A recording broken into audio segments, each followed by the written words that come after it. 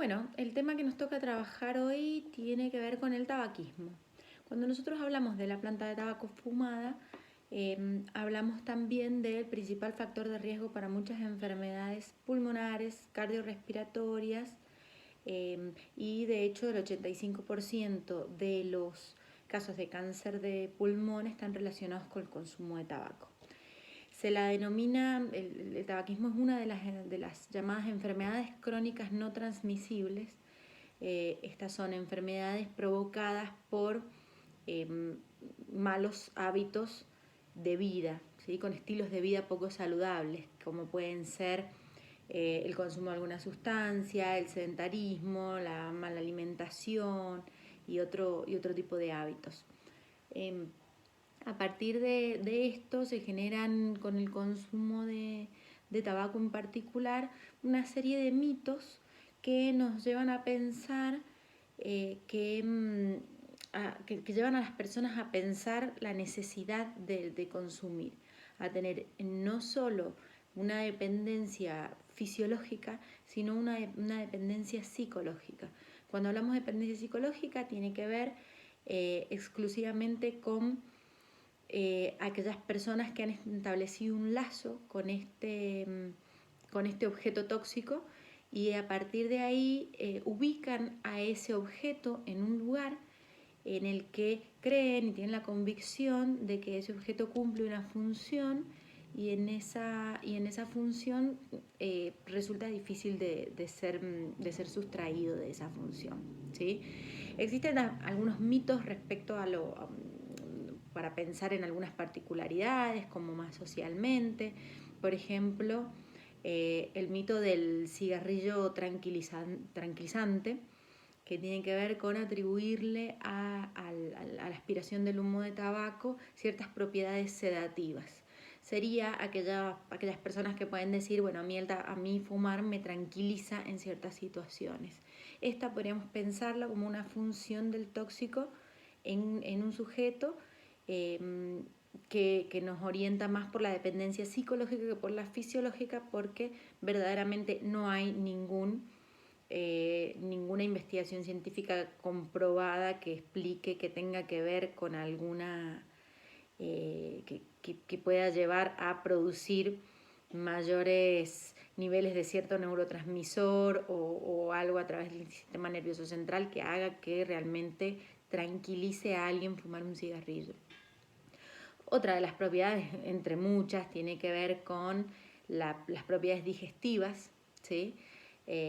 Fumar un cigarrillo para poder agilizar el ritmo intestinal. Digamos que desde la primaria estudiamos en biología que el sistema respiratorio va por un lado y el sistema digestivo va por otro. No tiene propiedades digestivas el tabaco, por lo tanto sí, realmente yo considero que no puedo agilizar mi ritmo intestinal si no me fumo un cigarrillo. Estoy hablando de una propiedad más psicológica que fisiológica que le he atribuido a esto. Cuando hablamos de la función del tóxico, también la podemos pensar en situaciones mucho más complejas que tienen que ver con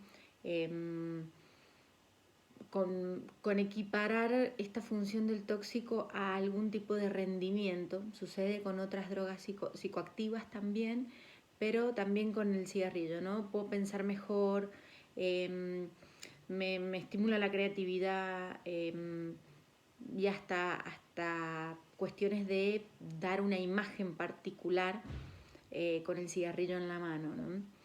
Este es uno de los motivos por los cuales a través de la Ley Nacional de Antitabaco, bueno, se prohibió, por ejemplo, que en publicidades y en películas aparezca la persona fumando, como que le otorgue cierta identificación positiva a las personas a través de esto, pues realmente es algo que sucede.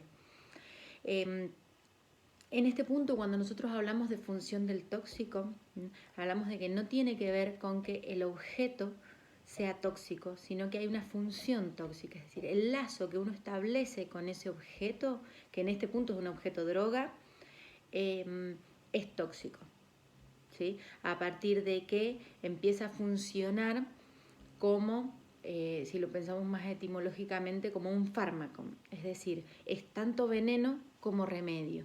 Y cuando el tóxico en algunos sujetos empieza a producir estas dos funciones, me hace daño, pero también me funciona para algunas otras cosas que no puedo hacer por mí mismo, es cuando empieza a haber una función tóxica en este lazo.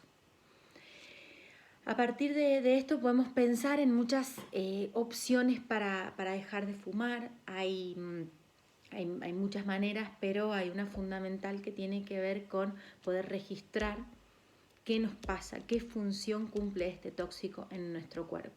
Después hay otras que tienen que ver con registrar la cantidad de cigarrillos que se fuman al día, con cambiar ciertos hábitos, con sustituir ciertos hábitos. Se pueden hacer anotaciones en las que se diga, bueno, cuáles son los cigarrillos que uno fuma al día, y entonces en ese momento suplir con otro hábito de la rutina para poder suplir, al menos empezar a suprimir cigarrillos por día. Hay muchas maneras de las que podemos charlar, si nos consultan podemos hablar, muchas digamos, estrategias cognitivas para poder suprimir el hábito. Ahora, hay una parte que tiene que ver con la función del tóxico que tenemos que trabajarla de una manera más profunda. Y si realmente este cigarrillo para un sujeto está funcionando como veneno y remedio, se debe trabajar de una manera más profunda para ir a la dinámica de la personalidad y poder resolver esta cuestión que está influyendo para poder suprimir el hábito.